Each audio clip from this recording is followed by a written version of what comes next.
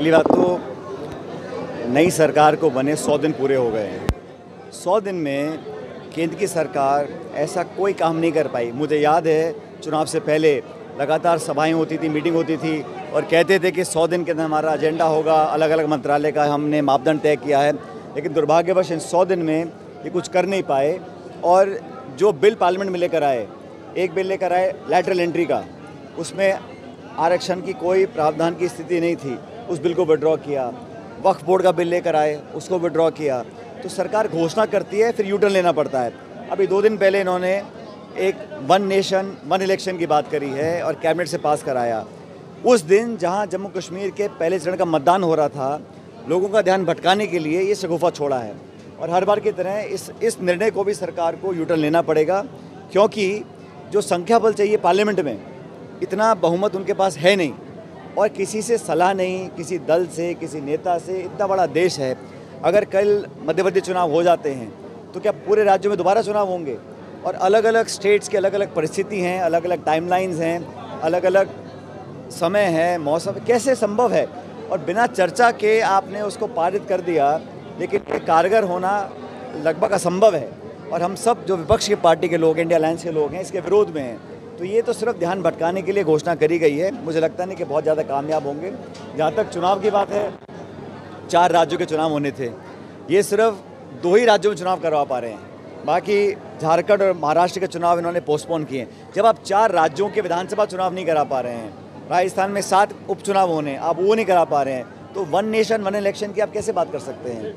हरियाणा और जम्मू कश्मीर में दोनों जगह भारतीय जनता पार्टी पिछड़ रही है और यही कारण है कि लगातार वो बौखलाहट में कांग्रेस पार्टी को और राहुल गांधी जी को टारगेट करते हैं, बेबुनियाद बातें बोलते हैं, अपशब्द बोलते हैं, गालियां देते हैं, जान से मारने की धमकी दे रहे हैं। तो मुझे लगता है कि नेता जो बोल रहा है, लेकिन जो नेता का नेतृत्व करने वाले हैं, अगर वो खंडन नहीं कर रहे, वो दंडित नहीं कर रहे हैं, वो इस बयान को सही मान रहे हैं, तो हमें समझना पड़ेगा कि भारत सरकार और भाजपा की यही सोच है। इसलिए इसका मुकाबला करेंगे। इसकी मैं निंदा करता हूं। पूरे देश भर में आज आक्रोश लोगों को है। जो व्यक्ति संवैधानिक पद पर बैठा है, राहुल गांधी जी इस देश के प्रतिपक्ष के नेता हैं, उस संवैधानिक पद पर बैठे के व्यक्ति के खिलाफ आप जान से मारने की धमकी दें, उनकी ज़बान काटने के लिए 11 लाख का इनाम की घोषणा करें, इस प्रकार के लोगों को आप बर्दाश्त कर रहे हैं, मतलब आपकी मानसिकता इसी प्रकार की है। इसलिए जो केंद्र के मंत्री बन गए हैं वो राहुल गांधी जी को आतंकवादी बता रहे हैं। इससे बड़ा दुर्भाग्य नहीं हो सकता कि केंद्र के मंत्री होकर इस प्रकार की बातें बोल रहे हैं। तो पूरे देश में, सिर्फ कांग्रेस में नहीं, पूरे देश में इस बयान का खंडन लोग कर रहे हैं और मुझे लगता है जितनी भर्त्सना की जाए उतनी कम है। लेकिन हम लोग हटने वाले नहीं हैं। उस रास्ते पर राहुल जी निकल चुके हैं, जवाबदेही तय करने का, लोकतंत्र को मजबूत करने का, विपक्ष की एकता को बनाए रखने का। उस रास्ते पर हम आगे चलेंगे। हम कभी ना डरे हैं, ना डरने वाले हैं।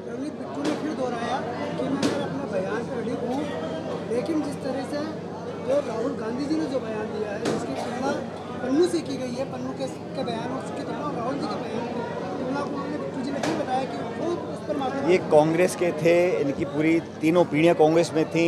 अब नए नए वहाँ बीजेपी में गए हैं, अपनी दुकान जमाने के लिए इस प्रकार के बयान दे रहे हैं और ना तो भारत सरकार और ना भाजपा के शीर्ष नेतृत्व इसका खंडन कर रहे हैं। इसका मतलब साफ साफ ये होना चाहिए कि इस प्रकार की भाषा का वो अनुमोदन करते हैं। उनको पसंद है कि भारत की राजनीति में ऐसा संवाद हो जहाँ गालियाँ दी जाएँ, जान से मारने की धमकी दी जाए। हम कानूनी कार्रवाई भी करेंगे और पॉलिटिकली भी बीजेपी को चैलेंज करेंगे। और मुझे लगता है कि इसका सबसे तगड़ा जवाब आएगा 8 अक्टूबर को, जब मतगणना होगी और पूर्ण बहुमत के साथ कांग्रेस में और जम्मू कश्मीर में इंडिया अलायंस और कांग्रेस की सरकारें बनेंगी।